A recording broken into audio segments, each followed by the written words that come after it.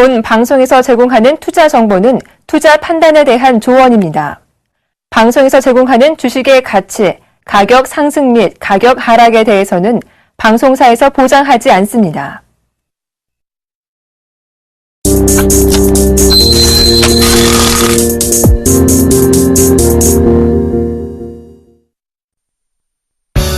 가치 투자는 모두 장기 투자? NO! 밸류밴드 하나면 중단기 매매 타이밍도 완벽히 잡아낸다. 밸류밴드 창시자 신가치 투자의 혁명, 여러분의 성공 투자 길라잡이 나무누 멘토의 워렌 버핏 2.0 지금 바로 시작합니다.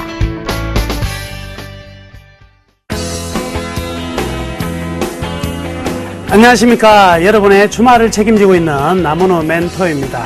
자, 추석 연휴입니다. 혹시 추석 선물로 상품권을 생각하고 계시지 않으십니까? 지금 상품권이요, 명절 선물 선호도 1위라고 하는데요. 이 상품권 시장 굉장히 많이 커졌기도 하고, 방법도 굉장히 다양화된 것 같습니다. 최근에는 이 모바일 상품권까지 가세하면서 전부 다 이 상품권으로 이제 선물을 대신하고 있는 이런 모습인데요. 편하기도 하고 효용성도 상당히 높은 것 같아요. 자, 이번 명절은요, 또 이러한 상품권 한번 이용해 보시는 것도 좋을 것 같습니다. 자, 여러분의 추석 선물은요, 제가 준비했습니다. 잘 이번 시장을 설계를 하고 다음에 어떻게 할 것인가까지 제가 선물로 포장을 해가지고 여러분께 드릴 테니까 여러분들 꼭 참고하셨다가 다음 주 연휴 끝나고 나서 시작되는 이 주식시장에서 잘 대응해 나가시기를 바라겠습니다. 자, 우선 포트폴리오 종목 상담 신청 방법부터 말씀해 드리겠습니다. 전화번호 02-3153-2611에서 2번이고요. 무료 문자 013-3366-0110입니다. 서울경제TV 홈페이지를 통해서도 가능한데요. www.sentv.co.kr 종목 상담 신청 게시판을 활용하셔서 여러분들이 궁금하게 생각하시는 기법 관련한 내용이라든지 포트폴리오 전 종목의 상담 가능하니까요. 신청 많이 해주시기를 바라겠습니다. 그러면 저희가 성심껏 답변해 드리도록 하겠습니다. 자, 오늘 시장이 어떠한 모습 그리고 한 주간 시황 살짝 좀 살펴봐야 되겠는데요. 일단 오늘은요, 코스피가 6.85포인트 하락하면서 마감이 되었습니다. 2049.41포인트 기록되었고요. 반면 코스닥은요, 3.47포인트 상승하면서 570.37포인트로 이번 주 다시 가장 높은 지수를 만들어냈네요.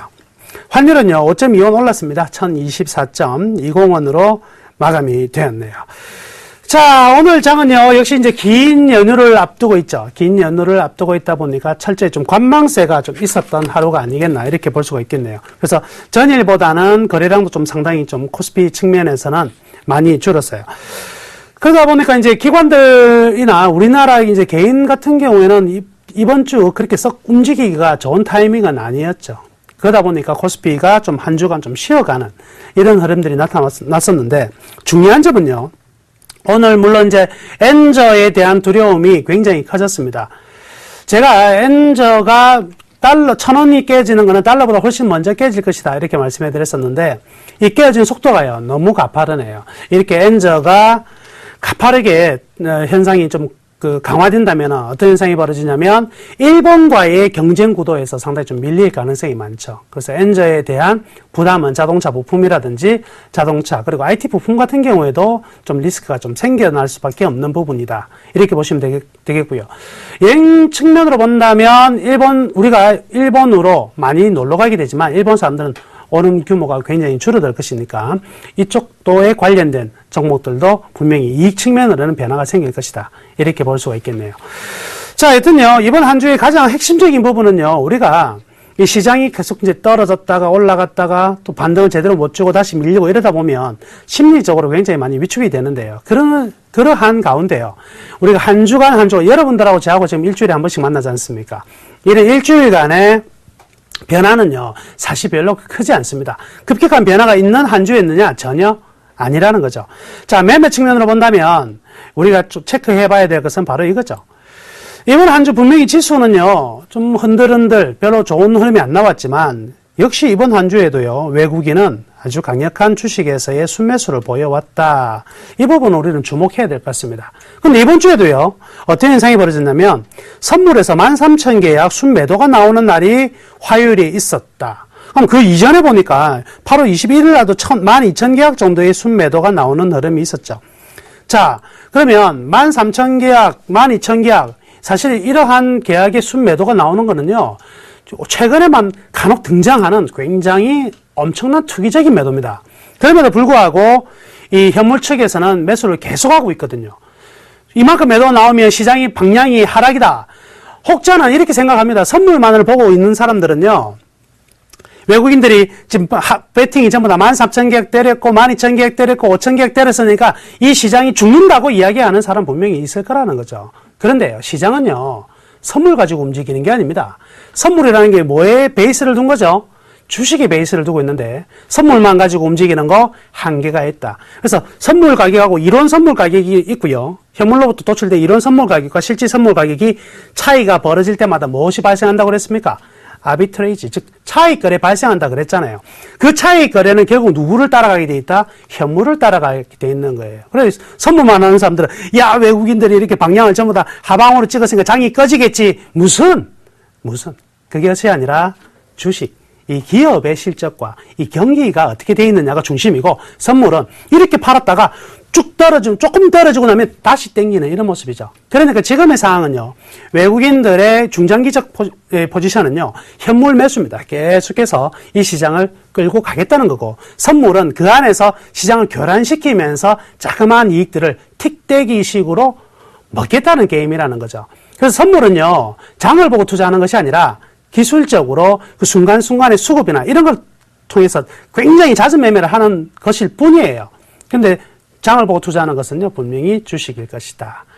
기관들이 최근에 이제 매도를 좀 많이 했는데요. 그 매도만큼은요, 지금 같은 경우에는 외국인이 다 가져가고도 남는 어마어마한 외국인 자금들이 계속 유입되고 있다는 걸 생각해 본다면 이 시장 죽을 것 같지만 죽지 않죠.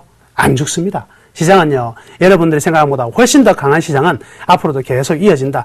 잠시 좀 한 달 정도 쉬고 나니까요, 아이고 이제 막 공포감도 늘어나고 이 시장 또 박스권이네. 아닙니다. 이러한 에너지가 다시 폭발할 수 있는 하나의 힘이 된다는 거 꼭 기억하셔야 되겠네요. 자, 오늘 같은 경우는 반면에 이제 코스닥 같은 경우에 흐름이 좀 좋았어요. 그렇죠. 코스닥 같은 경우에는 상대적으로 일단 거래소보다는 강세를 보였는데, 뭐 이유 간단하지 않겠습니까? 어떤 이유가 있을까요? 역시 거래소가 방향을 잡지 못하고 전반적으로 흔들리기 때문에 거래소 대비 코스닥에서 수익률 게임을 하겠다는 거거든요. 그래서 한쪽에 쏠림이, 지금 한정된 자금에서 한쪽에 쏠림이 나오면 한쪽이 쉬어가고, 또 반면 이쪽이 코스피가 좀 흔들대면서 선물의 영향을 받으면서 어느 정도 흐름을 방향성을 잡지 못하고 있을 때는 코스닥 쪽이 나름대로의 길을 걸어간다. 이렇게 보시면 되겠네요. 그럼 연휴 끝나고 나서 우리 시장은 어떻게 될 것인가? 굉장히 가벼워질 겁니다. 왜냐하면 이 연휴 기간 때문에 앞에 9월달 들어서 자기네들이 일정 세팅만 해놓은 그런 시장이거든요. 세팅이 끝난다면 이제부터 본격적으로 공연을 할 장세가 펼쳐질 것이다. 굉장히 기대되는 9월 말이다. 이렇게 말씀해 드리겠습니다. 자, 오늘 장 정리는 이 정도로 이제 마무리 해보고요. 그간 제가 추천해 드렸던 종목들 포트폴리오 점검 한번 해보도록 하겠습니다. 자, 저의 포트폴리오입니다. 저의 포트폴리오 첫 번째 종목은 한섬 22%. 이거 엄청난 수익률이 나오고 있습니다. 도레이케미칼도 20%대, 세종공업도 6.7%, 세아베스틸 6.6%, 퍼시스 4.1%의 수익률을 기록 중이고요. 자, 그 다음 종목들은 이제 SKC 같은 경우에는 이제 약보합이네요. 마이너스 0.1, 삼양식품 0.8, 그리고 우리의 현대차가 마이너스 2.2 정도 기록되고 있는 상황입니다. 전체적인 이제 포트폴리오 굉장히 아직은 양호한 상황인데요. 한 종목씩 짚어보자면은요. 한섬 같은 경우에는 분명히 1차 우리 목표가 도달했었어요. 그렇지만 제가 뭐라고 말씀해드렸느냐? 좀 더 남아있다. 그죠? 좀 더 남아있다. 얼마까지요? 33,000까지 남아있으니까 보자 이렇게 말씀해드렸죠. 지금 여기 보시면 이 상방 2단계 부분에서 강력히 지지를 하는 모습이 나오고 있죠. 적정한 평가가 이루어지고 이 정도에서 43,000원까지의 추가 상승 여력은 있다고 보는 게 이 한섬의 참여자들의 생각인 것 같습니다. 충분히 추가 상승 가능하겠네요. 자, 두 번째 도레이케미칼도요. 20% 수익률이 돌파가 됐음에도 불구하고 어떻습니까? 전반적인 밸류가 계속 상승하고 있죠. 이 상승 속에서 적정 주가를 이제부터는 적정 주가까지 이제 왔을 뿐이니까 이 기대감을 가진 상승이 나와줘야 되겠죠. 그렇기 때문에 역시 15,000원을 향한 흐름들은 무난하게 전개될 것으로 생각을 합니다. 안정적인 흐름이 나올 것 같고요. 세종호흡 같은 경우에도요. 사실은 이 자동차 부품주가 엔저 영향을 많이 받는다 그랬잖아요. 근데 세종호흡 같은 경우에는 이 경쟁 구도가요. 이렇게 썩 엔화와의 관계가 굉장히 상관관계가 높지 않다는 거죠. 오히려 이제 중국 그리고 우리나라 이제 달러와 오히려 관계가 많은 부분인 것 같고요. 전반적으로 이 밸류도 어떻습니까? 굉장한 상승. 지금 여기에 상방 2단계, 그죠? 상방 2단계에서 지금 저항을 좀 받고 있어요. 그렇지만 이거 저항 어떻게 될 것 같습니까? 뚫어낼 것 같은 흐름이 보이지 않습니까? 왜? 그 다음번에 실적과 가치의 개선 속도가 더욱더 가팔라진단 말이죠. 그렇죠. 그래서 이런 것들 이제 제가 항상 교육을 통해서 이제 설명해 드리고 있는데요. 충분히 돌파가 가능해서 21,000원대까지도 무난하게 전개될 것이다. 이렇게 생각합니다. 자, 그리고 지난주에 추천해 드렸던 세아베스텔인데요. 세아베스텔도 추천하자마자 한 6%대 상승이 나왔어요. 바로 이런 게 바로 이제 제가 항상 강조하고 있는 이 밸류밴드의 힘이 아닐까요? 이 상방 2밴드에서 정확하게 지지를 해주죠. 이 종목은 제가 이 하단에서부터 상단계까지 거의 흐름을 이 밸류밴드를 따라서 움직였다 그랬죠. 그럼 이 종목은 기관이나 외국인들이 가치평가를 해서 이 종목을 투자하게 될 건데 그 가치평가하는 그 공식이요. 제가 만든 공식하고 거의 동일한 종목이 동일하게 되고 있다. 이렇게 보시면 된다는 거죠. 그러니까 이런 종목들은 제가 맞춰내기가 굉장히 쉬울 수밖에 없을 것입니다. 역시 흐름 좋고요. 4만원 돌파 어렵지 않습니다. 자, 퍼시스죠. 퍼시스 같은 경우에도 지금 아직은 4%권 수익권역인데요. 네, 한번 들어갔다가 다시 들어왔어요. 자, 순간 이 지점에서는요. 이 지점에서 즉 32,500원, 32,500원 현 가격 근처네요. 현 가격 근처에서 다시 한번 튕겨져 나가는 모습이 나올 것으로 기대가 됩니다. 계속 보유하시길 바라겠고요. SKC 같은 경우에는요. 이번에 살짝 지금 조금씩 흘러내려와서 우리 매수한 가격까지 다시 내려와 있는데요.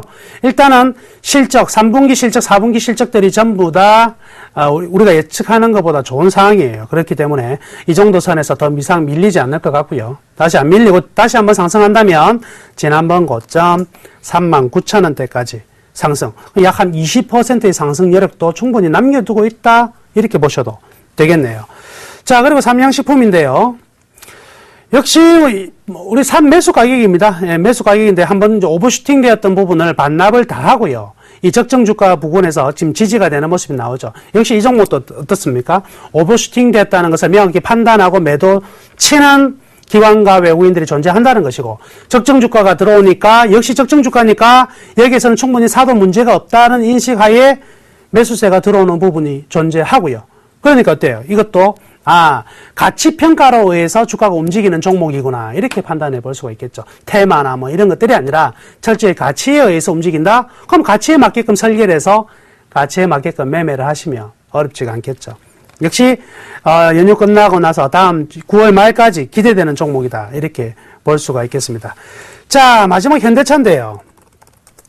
참 이 현대차가요. 시장의 중심을 좀 이끌어갈 수 있는 타이밍에도 불구하고 이제 각각의 이제 악재들이 나오는 거죠. 근데 처음에 지난주 같은 경우는 내수 70% 하회되었다. 이런 얘기 나왔다가 지금 엔저 때문에 현대차 타격이 있다. 이렇게 떨어지는 부분들. 이런 것들이 존재해가지고 다시 이 파란색까지 왔네요. 그렇지만 기업은요. 엔저에 대한 리스크 물론 존재를 하지만 현대차가 굳이 엔저만으로 나가 떨어질 종목은 아니라는 거죠. 종합적으로 생각을 해야 됩니다. 일본과의 경쟁만 있는 것이 아니라 이 자동차 시장은요. 전 세계의 경쟁이 다 펼쳐지는데 하나 재밌는 거 말씀해 드리자면요. 현대차가 중국의 점유율은요. 3위권을 계속 유지하고 있어요. 폭스바겐, GM 그리고 현대차가 거의 3위권을 한 7%대 계속 유지를 하고 있는데요. 오히려 일본계는요. 5% 밑에서만 올라오지를 못하고 있어요. 즉 시장은요. 전 세계에서 가장 큰 시장은 어디죠? 중국입니다. 근데 중국에서 점유율만 지켜주더라도 중국의 차량 판매 대수가 워낙에 큰 폭으로 증가되기 때문에 거기서 발생하는 이익이 굉장히 크고요. 중국 정부가요. 딴지를 좀 걸었어요. 어느 쪽으로 딴지를 가냐면 바로 폭스바겐과 GM 쪽으로, 즉 중국의 시장 점유율 한 15%를 차지하고 있는 두 기업에 딴지를 겁니다. 참 이런 거 보면은요 정말 중국하고 장사하기 싫어져요. 왜냐면 걔네들이 소위 말해서 장사 잘 되니까 중국이 뭐라고 요구한 줄 아십니까?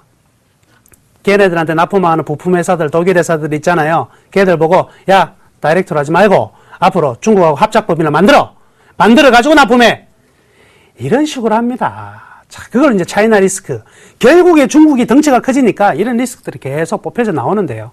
아직까지 3위권인 현대차 같은 경우에는요, 뭐 그만큼의 액션들은 안 나오고 있는 상황이라서 1, 2등의 점유율이 좀 떨어지면서 오히려 3위권 이 현대차나 기아차가 조금 더 도약할 수 있는 타이밍이 되지 않을까라고 생각해 본다면 현대차 걱정하실 필요는 전혀 없는 자리네요. 걱정하지 마시고 계속 보유하시기를 바라겠습니다. 자, 이렇게 제가 그간 추천해 드렸던 종목들 AS 진행해 봤고요. 오늘 본격적으로 나무의 워렌 버핏 2.0 강의 시작하도록 하겠습니다.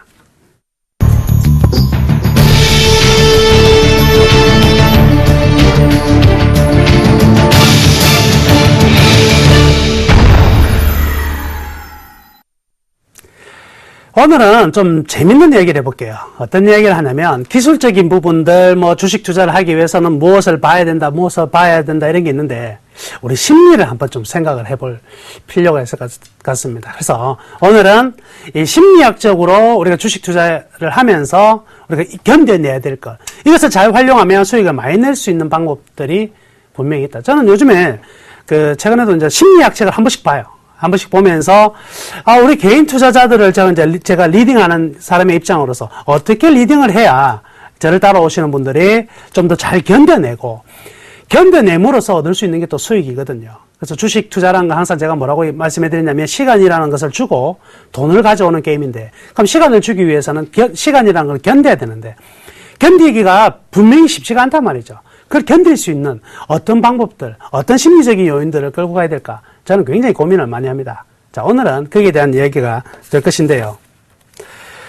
제목은 이렇게 정해봤습니다. 주식 투자, 무엇을 다스리자? 심리를 다스려야 된다. 심리를 다스려라. 이렇게 적어놨고요. 이런 거 이야기 한번 하겠습니다. 우리 이제 개인 투자자들이 여러분도 스스로 이제 오늘 한번 생각을 잘 해보세요.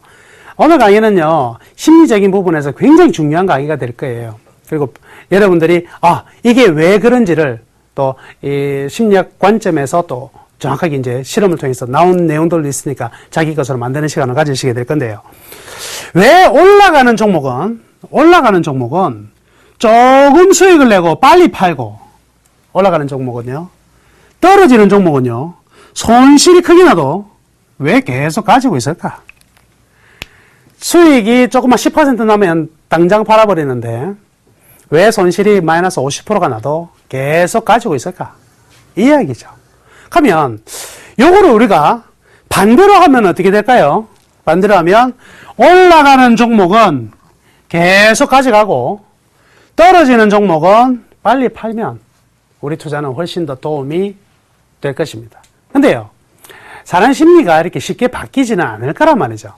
그러니까 완전히 이걸 바꾸기에는 분명히 힘들더라도 사실 오늘의 결론은요, 결국에 중요한 것은 심리는 중요하지 않다는 건데 우리가 이걸 알고 우리가 스스로가 들어오는 심리를 제어를 해 나가야 된다. 이렇게 말씀해 드리는 겁니다. 이게 이제 카더만의 실험이라고 아주 유명한 실험이 있는데요. 자, 이런 실험이 있습니다. 들어보세요. 만약에 이 사람이 실험을 했어요. 800만 원을 확실히 딸 수 있는 경우가 있어요. 여러분들이 이걸 선택을 하면 무조건 800만 원을 벌 수가 있습니다. 800만 원 무조건 벌 수가 있어요. 근데 하나는요, 1000만 원을 딸 수가 있어요. 1000만 원을 딸 수 있는데 15%의 확률로 15%의 확률로는 돈을 10원도 못 벌어요. 10원도. 요거는 800만 원 확실히 벌 수가 있고, 요거 1000만 원을 벌 수가 있지만 15% 확률로는요, 돈을 못 번다 이거예요. 그 15%가 이제 결국 이제 이 돈이라고 생각하시면 되는데, 대부분의 사람들은 어느 것을 택했을까요? 예, 얘기를 택했습니다. 대다수의 사람은요, 800만 원을 확실히 따는 것을 선택했지, 15% 확률로 돈 10원도 못 받는 것보다, 그죠? 1,000만 원을 받을 수 있지만, 만약에 못 받는 것들이 싫다. 확실하게 받는 800만 원이 더 좋아서 전부 다 A를 대부분의 사람들은 택했어요. 거의 대부분입니다. 자, 이번에는요, 그렇게 A를 택한 사람들한테 또 하나의 설문지를 줍니다. 어떤 설문지? 설문지 내용은 이렇습니다. 이번에는요, 800만 원을 반드시 잃어요. 반드시 800만 원을 잃습니다. 돈을 내놔라 이거예요. 그게 케이스가 있고, 하나는요, 1,000만 원을 잃을 수가 있어요. 1,000만 원. 1,000만 원을 줘야 돼. 근데 15%의 확률로 10원도 안 줄 수가 있어요. 자, 이렇게 됐을 때 모든 사람들은 어디를 택했을까요? 요거를 택합니다. 1,000만 원을 잃을 수 있어도 15%의 확률로 한 푼도 안 잃을 경우를 택하지 800만 원을 주는 것을 택하지 않는다. 그럼 재밌죠? 분명히 이 내용은 요 앞의 내용과 그대로 뒤집었을 뿐이에요. 그렇죠? 확실히 800만 원을 버는 건데 요거를 다 택한 사람이 손해를 볼 때는요. 15% 확률로 1,000만 원을 손해보는 것을 택하게 된다. 재밌지 않습니까? 자, 이런 거죠. 이 실험을 통해서 얻을 수 있는 내용은 바로 이익은요. 위험보다 확실한 것을 택합니다. 그러니까 즉, 내 앞에 확실하게 실현할 수 있는 이익을 택하게 되어 있고요. 손실은요. 아주 작은 확률이라도요. 기대합니다. 저 1,000만 원을 줄 수 있지만 15%의 확률로 아예 안 줄 수도 있잖아요. 그래서 나는 15%가 될 확률이 훨씬 더 커 보인다. 나는 저 15% 확률로 분명히 10원도 안 주게 될 것이야 라는 믿음들이 커지게 된다는 거죠. 여기에서 손실과 이익의 생각 차이가 발생을 한다는 겁니다. 자,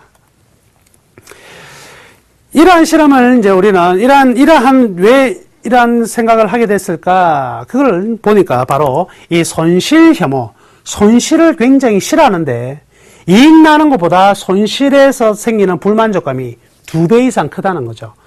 즉 뭐냐면 10% 수익을 냈을 때의 만족감보다 10% 마이너스 났을 때의 불만족감이 스트레스가 그 10%의 만족감의 2배로 스트레스가 커진다는 거예요.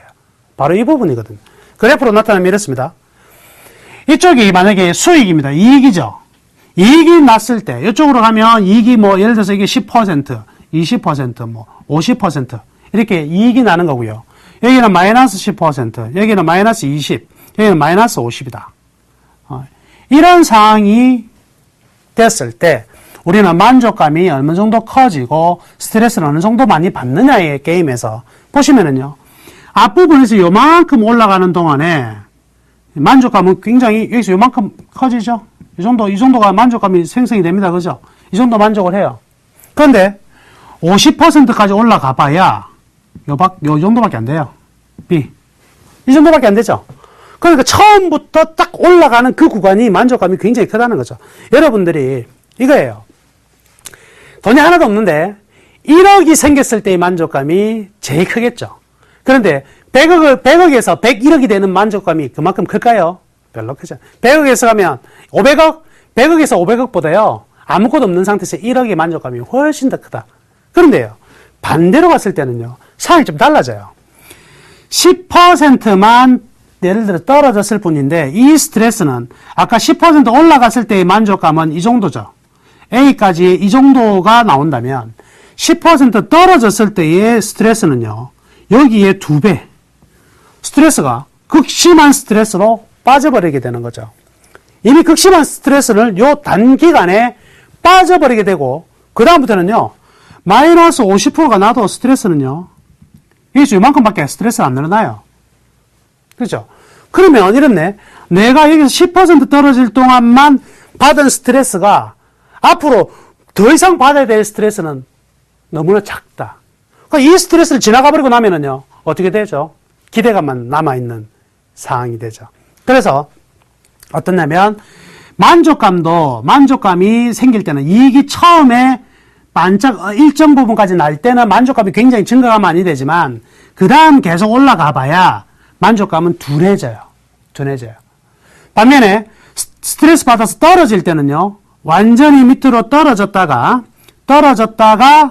그 다음부터는 역시 불만족감도 둔해지기 때문에 사람들은 계속 놓아두게 되는 현상이 벌어진다는 거죠. 바로 이런 부분들 우리가 좀 생각해 봐야 되겠죠. 만족감은 조금만 올라갔을 때도 만족감은 굉장히 커지지만 불만족감은 조금만 떨어졌을 때 굉장히 많이 떨어진다. 이 불만족의 이 스트레스를요, 제거를 시켜야지만 한다는 거예요. 그 부분이 가장 중요하겠죠. 자, 그러니까 요거를 말로 풀었으면 이렇게 되지 않겠습니까? 우리 개인 투자자들 입장에서는요, 주가가 상승했을 때는요, 조금만 올라가도 만족감은 굉장히 크던 거예요. 조금만 올라가도. 그러니까 뭡니까? 아이고, 벌었구나. 매도? 그죠? 조금만 올라가도 신이 나거든요. 매도해버리는 겁니다. 근데 하락했을 때는 다시 상승할 것이라는 기대를 가지고 있기 때문에 모험을 택한다. 아까 그랬죠? 아까 어떤 거요? 15% 확률로 1,000만 원을 줄 수 있지만 그걸 택하게 돼 있다고요. 그 기대감으로 모험을 선택한다. 자, 그러면 잘 보세요.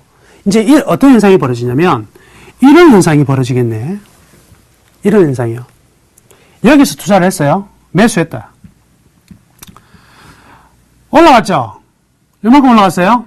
그럼 이때 형성돼서 요만큼까지 올라가는 동안의 만족감은 어떨까요? 만족감이 요만큼 올라갔겠죠? 맞아요. 만족감이 요만큼 올라갔어요. 그런데 이 구간에 이미 여기에서 내가 매수해서 여기까지 갔을 때, 여기서 매수까지만, 여기 갔을 때는요, 나는 어떻게 되는 거죠? 여기가, 내 머리에서는 여기가 본전이에요. 그죠? 10,000원에 사가지고 지금 15,000원이 됐단 말이죠. 15,000원이 본전이에요. 15,000원이 본전. 10,000원의 본전이 아니고, 그죠? 여기서부터 마이너스가 났을 때, 자, 이래 보자고요. 올라간 거에 반이 떨어집니다. 그러면, 아까 불만족감, 스트레스는 만족감에 몇 배로 떨어진다고요? 2배로 떨어진다고 그랬죠. 그럼 이게 여기서 발생하는 스트레스는요, 묘만족감의 크기와 동일하게, 분명히 주가는 반밖에 떨어지지 않았는데, 스트레스는 동일한 크기가 나타난다는 거죠. 그러니까, 여기에서 그냥 매도해버리는, 이런 심리도 분명히 나온다는 거죠. 그러니까, 주가라는 게, 우리가 수익을 많이, 여기 팔고 나면 또 어때요? 신나게 도망간다니까요. 그렇죠? 결국 우리가 여기에서 조금 가다가 올라가다가 살짝 조정 주는데 다 팔아버리는 것은 결국 뭐냐면 이 손실 혐오라는 심리를 벗어나지 못했기 때문에 정말 좋은 기업들을 바닥에 샀다가 놓쳐버리는 경우가 굉장히 많아진다는 거죠. 그렇죠? 그러니까 요 심리는 이제 버리시라 이거죠. 버려야 된다 이거예요. 이거는 버려야 된다. 올라갔을 때 만족감, 떨어졌을 때 스트레스를 거의 동일하게 스스로 가져가기 위한 심리적으로 마음을 잡아야 돼. 이런 마인드 컨트롤이 필요하다 이거죠. 결국은요, 가장 중요한 부분은 이것이 되겠죠. 결국 손실 혐오라는 심리적인 요인에 빠지지 말고 어디에다가 기업을 분석하는데 매진을 하고 이러한 심리적인 요인을 제거를 시켜라. 그러면 수익은 분명히 얻게 될 것이다. 그래서요, 주식 투자는요, 굉장히 어떤 거요? 냉철한 투자를 해야 됩니다, 이거. 이게 지금 심리를 이용하는, 우리 돈이 왔다 갔다 하고, 우리 시장에 어마어마한 소위 말해서 자금력도 가지고 있고, 이 브레인들을 가지고 있는 외국인들이나 이런 기관들이 들어오면서 이런 내용들을 안 가지고 들어올까요? 근데 가만히 놔둬도요, 결국은요, 재밌는 사실은요, 외국인이 산 종목이요, 그 누구도 팔지 않으면 그냥 그 종목은 가만히 있어요. 개인이 산 종목은요, 그 누구도 살거나 파는 사람이 없으면요, 주가가 떨어집니다. 왜? 매수 욕구보다는 매도 욕구가 훨씬 더 강하기 때문에 그렇거든요. 이런 게 바로 심리적인 부분이 강하죠. 그래서 주식은요, 그런 심리적으로 하는 게 아니에요. 냉철한 분석과 그에 따른 기계적인 매매를 해나가야 된다. 이런 부분이라는 거죠. 자, 요거를 실제 상황에서 여러분들이 이제 반드시 이제 버려야 될 생각들, 그 타이밍이라는 게 나오는데 바로 이거예요. 요거를 극복하시면은요, 여러분들은 이제 수익을 굉장히 크게 만들어낼 수 있는 찬스를 가지게 됩니다. 자, 이 지점에 매수를 했어요. 매수를 하고 나서 조금 올라갔어요. 조금 올라갔으니까 만족감이 올라갔겠죠? 그런데 떨어졌어요. 많이 떨어졌어. 와장창 떨어졌으니까 이때의 스트레스는 어떻게 돼? 이 정도 스트레스가 증가됐을 거라고. 그죠? 그냥 스트레스 만땅 이렇게 되는 거죠. 그러고 나서요. 다시 올라갑니다. 다시 올라가가지고 매수 가격을 통과를 했어요. 매수 가격을 통과했는데 가만히 보시면 이때의 스트레스가 쌓였던 것만큼 매수해서 제자리에 왔을 때 만족감이 증가되어가지고 이 스트레스가 완전히 줄어들어서 제로가 되었을까요? 안 되었을까요? 아까 제가 드린 말씀 기억하십니까? 만족감은 스트레스에 반밖에 되지 않는다고.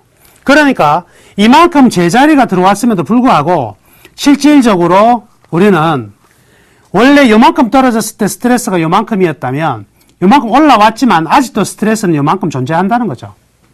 그렇죠? 아직도 스트레스 존재해요. 근데 이번에 기분 좋게 올랐네. 자, 그럼 이 스트레스가 요거 오르는 만족감 때문에 스트레스 쭉 줄어들어가지고 이 정도 딱 되면은요 스트레스가 어떤 상태가 된다? 제로가 상태가 돼요. 그죠? 왜냐면 이제는 여기서 매수했다가 스트레스 엄청 받았다가 요거 올라가는 동안에 스트레스가 줄었다가 그 다음에 제로가 되는 상황. 그러니까 여기서 요만큼 벌었는데 이제 아직은 뭐가 아니라 만족은 아니에요. 다만 스트레스도 없을 뿐이지. 그쵸? 그냥 초기 상태로 돌아온 거예요. 여기서가 문제입니다. 여기서가 문제예요. 여기서 다시 딱 떨어지게 되면 분명히 내가 샀던 가격보다 여기에서의 가격은 높은 상황이거든요. 분명히 높은 상황이다. 그러면 분명히 어떤 상황이 돼야 돼요? 만족감이라는 게 분명히 조금이라도 있어야 되는 상황인데 여기가 제로가 돼버리니까, 그죠? 여기가 만족감이든 스트레스가 제로 상태가 돼버리니까 여기 떨어지는 동안에는 뭐가 증가될까요? 스트레스가 다시 급격히 증가되겠죠? 앞에서의 한 번의 스트레스가 존재를 했기 때문에 강력한 스트레스가 존재한 상황에서 거의 이제 제자리로 돌아왔는데 다시 스트레스가 쌓이면 어떤 상황이 될까요? 견딜 수가 없는 거예요. 앞에의 어떤 선행 효과 때문에 여기에서는 두 번째 여기서 요만큼 떨어지는데 앞에서 받았던 스트레스가 요만큼이었다면 두 번째 받는 스트레스는 이만큼이 되죠. 그러니까 견딜 수 없어서 어떻게 됩니까? 매도를 하는 거예요. 여기서 매도를 하는 겁니다. 여기서 매도. 그러면 결국 한 거는 뭐 있냐면 여기서 사서 여기서 팔았으니까 요만큼의 이익을 내는데 들어간 스트레스는 이만큼 and 시간 이만큼. 이게 개인 투자자들의 상황입니다. 여러분들 가만히 생각해 보시면 이런 케이스가 없나요? 근데요, 이럴 때 이러고 나면 어김없이 또 가요. 또 안 가면 몰라. 또 그렇죠? 안 가면 떨어지면 다시 이제 만족감이 생기겠지. 떨어지면 그렇죠? 아이고 잘 팔았다. 근데 보세요. 떨어지면 만족감은 생기는데 돈은 들어와요? 돈이 안 들어와요. 만족감 생기면 뭐합니까? 기분만 내고 돈은 안 들어와. 이런 게임은요, 이겨봐야 본전이에요. 그렇죠? 근데 여기서 만약에 안 팔았고 견뎠다면 이제부터는요, 어떤 상황이죠? 만족감이 굉장히 커요, 작아요? 크지 않습니다. 그죠? 왜? 앞에 받았던 스트레스가 있기 때문에. 크지 않으니까 웬만큼 올라가도 기분이 뭐 그렇게 썩 좋지가 않아. 무슨 말인지 알겠습니까? 뭐 흥분하지가 않는다니까요. 여기서 올라가도 흥분을 안 하면 어떤 결과가 나오죠? 던져놔버리는 거죠. 가만 놔도 뭐 될 대로 되라. 장롱 속으로 들어가라. 그러면 이 주가가요, 계속 올라가요. 끝도 없이 계속 올라가가지고요, 그냥 뭐 어마어마한 수익률이 나온 거. 바로 이러한 차이점은 뭐였을까요? 동일한 좋은 종목에서의 투자했을 때의 두 사람의 차이는 바로 이 스트레스를 어느 정도 감내를 하고 어느 정도 만족감을 잘 제어했느냐에 따라서 달라진다는 거죠. 바로 숨은 비밀은 여기에 있었습니다. 제가 시간이 되면 이 케이스를 한번 좀 보여드리려고 했는데요. 강의 시간이 또 이제 마감이 거의 시간이 다 돼가지고요. 이 케이스는 다음번에 제가 또 강의할 때 앞에 살짝 다루도록 하겠습니다. 자, 여러분들 이제 기억을 하세요. 스트레스가 만족감보다 분명히 2배 더 커지만 중요한 거는 이 스트레스라는 것도 결국 뭐냐면 잘 이용하게 되면 오히려 엄청난 수익을 낼 수 있는 기회를 우리가 만들어낼 수 있다. 그거를 꼭 기억하시기를 바라겠습니다. 자, 오늘 나문의 워렌 버핏 2.0 이 주식 투자 심리를 활용하자 얘기는 여기서 마치도록 할 것이고요. 이제 종목 상담을 신청하셨던 이 시청자분을 연결해서 종목 진단 진행하도록 하겠습니다.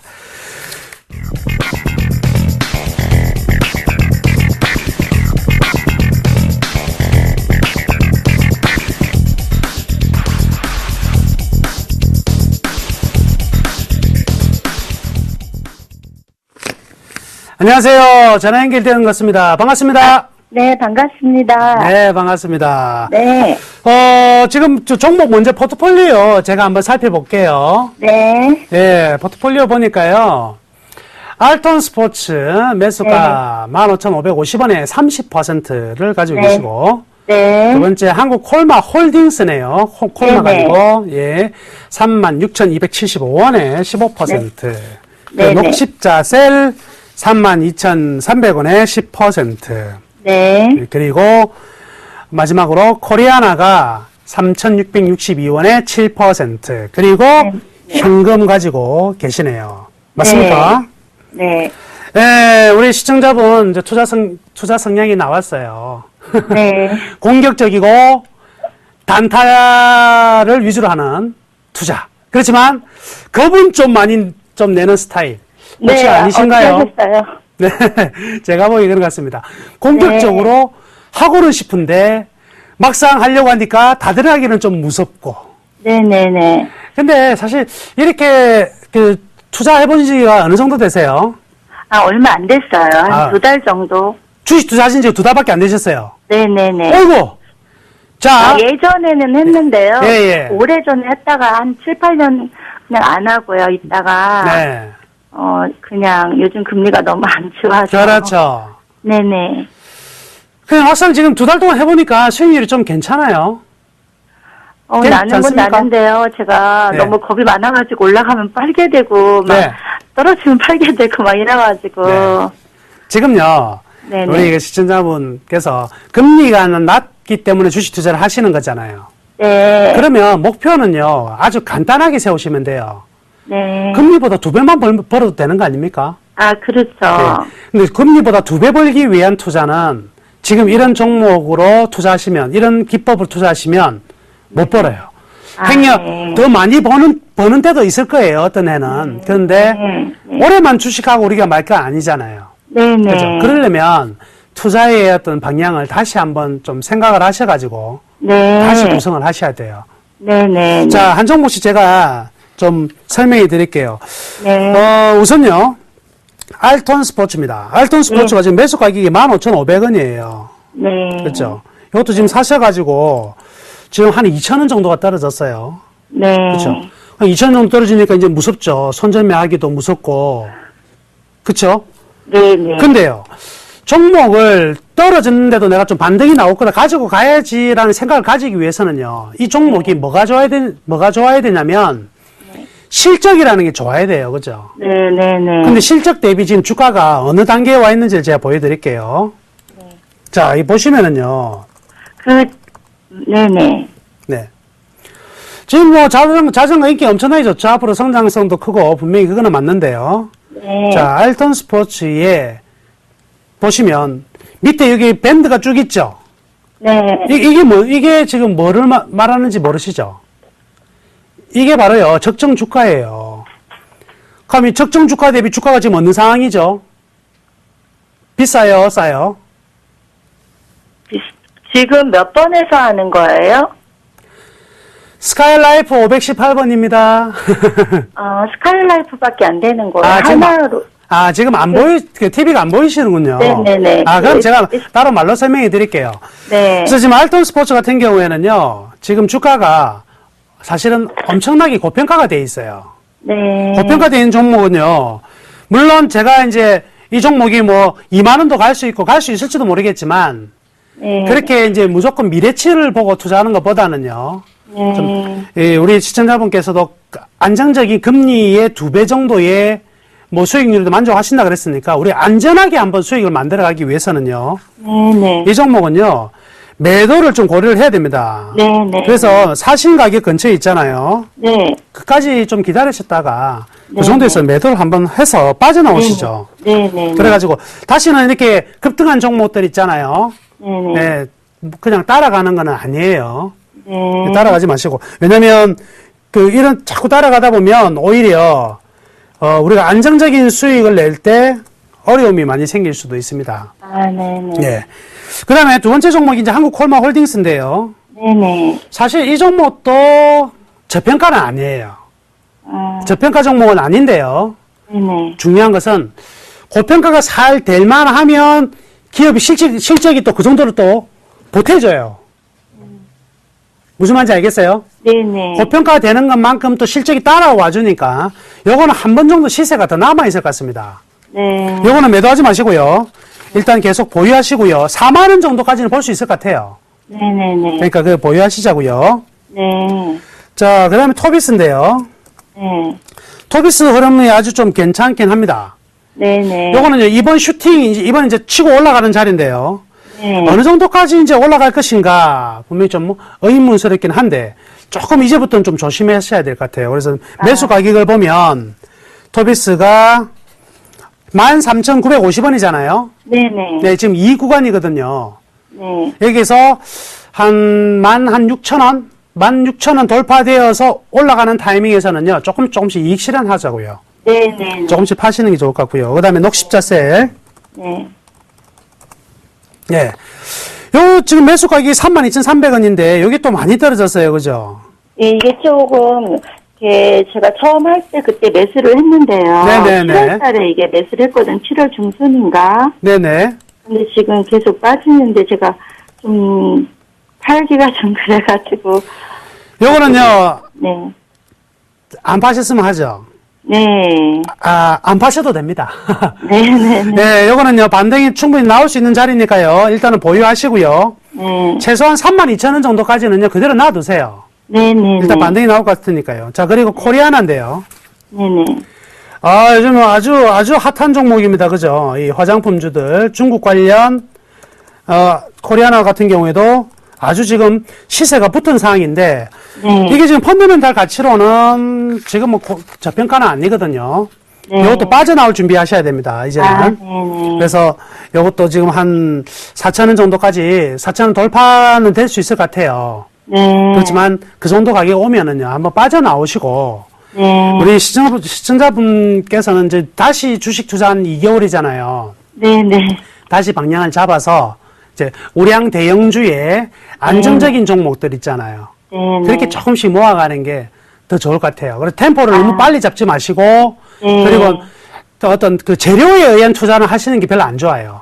네. 어떤 거냐면, 갑자기 중국 화장품 붐이 일었다, 아까 자전거 붐이 일었다, 이런 것들 있잖아요. 네네. 이런 내용들 따라가가지고, 뭐, TV나 신문에서 많이 언급되는 종목들 따라가고, 이렇게 하시면 오히려 수익이 별로 잘 안 납니다. 아, 네. 오히려 남들이 안 좋다, 막 이렇게 나오는 종목들 있잖아요. 그런 종목이 오히려 돋보이는 경우가 더 많으니까. 그리고 현금을 이제 지금 많이 보유하고 계시잖아요. 네. 이 현금은요, 남겨두지 마시고, 네. 우량 대형주 사세요. 아, 제가- 어떤 주를 추천해 주실까요? 예, 제가 항상 말씀해드리는 지금 같은 경우에는 조선주, 바닥권이거든요. 네. 그리고 SOL 같은 정유주라든지, 그다음 현대차 같은 종목들요. 이런 네네. 것들 모아두세요. 아, 이런 네. 것들이 나중에 우리 시청자분이 생각하는 금리 이상의 수익률 반드시 나와요. 네. 반드시 나오는 종목입니다. 네네. 그래서 위험은 줄이고 네. 그 위에서 수익을 내는 이런 투자를 해보시자. 저는 이렇게 권해드릴게요. 아, 네. 감사합니다. 자, 연말까지 계속 성투하시고요. 궁금한 거 있으면 또 전화 주세요. 아, 네. 감사합니다. 예, 감사합니다. 자, 이제 다음 주 공략주 들어가겠습니다. 검색창에 샘플러스를 입력하시고 전문가 방송을 클릭하시면 서울경제 특급 전문가들이 여러분의 수익률을 책임집니다. 주식 투자 샘플러스와 함께하세요. 지금 이 대박 플러스 시간에 제가 포트를 구성하는 거는 약간의 중형주, 약간 옐로우 칩이나 중소형주도 제가 건드리고 있거든요. 그죠? 막사마카 투맨션은 철저히 블루칩만 나는데 여기서는 옐로우 칩도 많이 이제 옐로우 칩이나 이제 소형주 같은 경우에도 추천을 해드리고 그 결과가 좀 지금 좀 좋은 흐름이 나온 것 같아요. 여튼요, 오늘도 어떤 종목을 가져왔냐면 아주 자그마한 종목입니다. 근데 강소기업이라고 볼 수 있는 기업. 그리고 밸류밴드를 통해서 철저히 밸류밴드를 통해서 검증할 수 있는 종목이기 때문에 한 종목 가져와 봤는데요. 이 종목은요, 테라세미콘입니다. 자, 테라세미콘 굉장히 생소하신 분 많으실 텐데요. 이게 뭐냐면 이제 디스플레이나 반도체 장비 제조업체입니다. AMOLED, 아몰레드라고 하죠. 여기에 이제 열 처리라든지 그리고 결조화 장비 등을 생산하는데, 물론 이제 아몰레드니까 삼성 디스플레이 제일 납품을 많이 하겠죠. 네, 맞습니다. 이게요, 2년 동안 실적이 굉장히 안 좋았어요. 특히 이제 12년에서 13년 동안 실적이 안 좋았는데, 그 이유가요, 바로 삼성 디스플레이 신규 라인과 플렉서블 투자가 어떻게 됐습니까? 전부 다 지연됐잖아요. 강하게 투자를 하려고 했는데, 삼성전자의 전반적인 이익이 떨어지다 보니까 과감한 투자를 하기가 쉽지 않더라 이거죠. 그래서 좀 지연이 되었다. 그로 인해 가지고 2년 동안요, 마이너스, 역성장이 일어납니다. 역성장이 일어나니까 주가가 어떻게 될까요? 뭐 거의 힘을 쓸 수 없는 주가의 흐름이 나올 수밖에 없었겠죠. 자, 그러면 이게 이제 14년 들어오면서는 상황이 조금 달라지기 시작했는데요. 어떤 식으로 달라졌냐면, 중국 업체들이 이제 지금 뭐 스마트폰이 전부 다 저가만 만드는 데다가 이제 지금 막 화웨이라든가 뭐 이런 부분들이 지금 보통 아니거든요. 저사양에서 기술력이 이제 어느 정도 축적했다 이거예요. 나도 이제 조금 껌 좀 씹어도 되겠다. 이 분위기로 지금 가고 있잖아요. 그러니까 얘들도 고사양의 LCD를 대규모로 이제 투자로 시작하기 시작했다는 거죠. 그러니까 고사양의 LCD 만들어내면, LED 만들어내면 여기 열처리 장비 안 들어갈 수가 없죠. 열처리 장비. 얘들은요, 핵심 부품이라 볼 수 있는 이런 것들에 투자를 하지만 아직은요, 우리나라가 자동차가 있잖아요. 현대차나 굉장히 잘 만들죠. 굉장히 잘 만드는데 우리나라 일본차에서 제일 뒤처졌던 부분이 어떤 부분인지 아세요? 예? 일본차나 독일차. 바로 기초 부품들이 제일 처졌어요. 근데 이 부품들이 굉장히 많이 왔던 게 바로 2000년 들면서부터 우리나라 자동차 부품 회사들이 전반적으로 기술이 업그레이드가 되고 이제부터 한 단계 도약이 됐었거든요. 100대 부품사 우리 하나도 없었어요, 전 세계에. 근데 지금 막 들어와 있죠. 만도 들어왔죠. 현대위아 들어와 있죠. 모비스 막 치고 들어가죠. 부품 사업이 그만큼 뒤에 쫓아오는 아주 시간이 많이 걸리는 게임이라는 거예요. 역시 마찬가지입니다. 열처리 장비, 자기들 지금 막 투자하고 막 할 수 있는 단계가 아니에요. 여기에 따른 성장이 급증세예요. 그러다 보니까 이제 3분기, 4분기 실적이 확실히 좋아지는 것이 나타날 것이다. 이렇게 보면 되겠네요. 그러니까 일단 실적적인 측면에서는 2년 동안 굉장히 안 좋았지만 이제 돌아서 나가고 있다. 그러면 하나만 점검을 하면 되겠죠. 실적이 그런 상황이라면 주가는 과연 실적이 어느 정도 반영이 되었는가? 그 부분이 이제 나오는데, 여기도 보시면 이익이 작았다가 이익이 굉장히 커지는 거. 방금 제가 말씀해 드렸던 내용이 그대로 나타나고 있죠. 결국 이제 뭐냐면 실적과 주가의 관계, 나무노의 밸류밴드입니다. 나무노의 밸류밴드 실제 오프라인 교육 같은 거, 오프라인 교육 하는데 그런 거 많이 신청하세요. 그걸 많이 들으셔야 돼요. 자, 볼게요. 밸류밴드의 적정 주가 라인이 이렇게 올라가네. 떨어지던 거에서 이렇게 돌아 나가네. 그럼 주가는 밑에 있어야 될 게 아니라 위에 있어야 되네. 그럼 지금요, 가장 최근에 여기 부분만 딱 떼놓고 보면 적정 주가선까지 평가를 한번 받았다가 이제 다시 적정 주가를 향해서 내려오는 자리죠. 그럼 결론 나왔네요. 어떻게 해요? 이렇게 올라가겠지, 이제. 그러면 지금의 포인트는 실적이 턴어라운드 되는 지점이자 주가도 적정 주가에 처음으로 도달해서 재평가를 받을 수 있는 구간이네. 그렇죠. 그러니까 지금 타이밍에는 역시 또 좋은 매수 타이밍이 나왔다. 이렇게 생각합니다. 자, 그래서 최종적으로 투자 전략 설명해 드리면은요, 매수 가격은요, 17,000원, 그리고 3개월 목표가 좀 높게 잡겠습니다. 21,000원, 그리고 선전매가 15,000원 정도 여러분들이 기억하셨다가 매매를 하시면 분명히 좀 좋은 수익률이 나올 것으로 생각됩니다. 자, 한가위 연입니다. 그냥 주식은요, 던져 놓으세요. 주식 생각도 하지 마시고, 내일만 잘 보내시고 오시면 주가는요, 알아서 가게 될 것입니다. 풍성한 한가위 되십시오. 감사합니다.